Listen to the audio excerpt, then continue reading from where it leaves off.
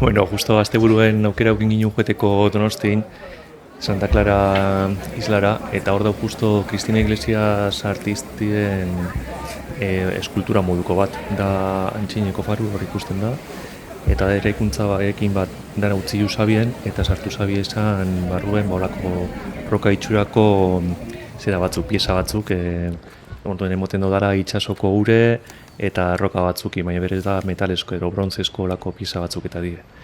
Eta, bueno, paseo da interesantie, osea, igoten zagora, holan margola batzutetik eta joen da, esan egon barik nauen, eta ondo da, bueno, eraikine eta, bueno, oso ondo goten da egiz esan. Daneko merke urtetan da viaji eta merezi da nik uste.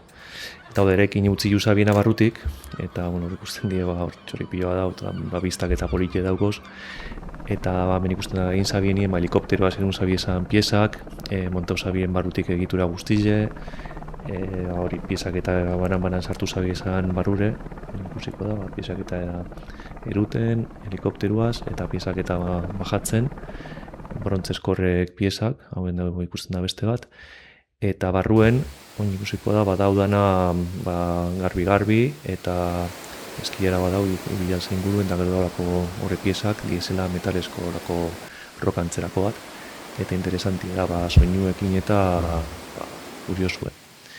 Así que nik uste merezi da belat.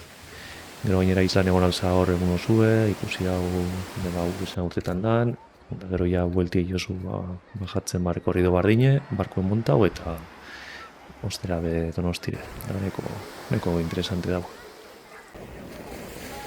Ikusten da izan guztize, horre ere egin ezen dan, eta ja porture hor giltzen akurri dume eta portuko sarrerie.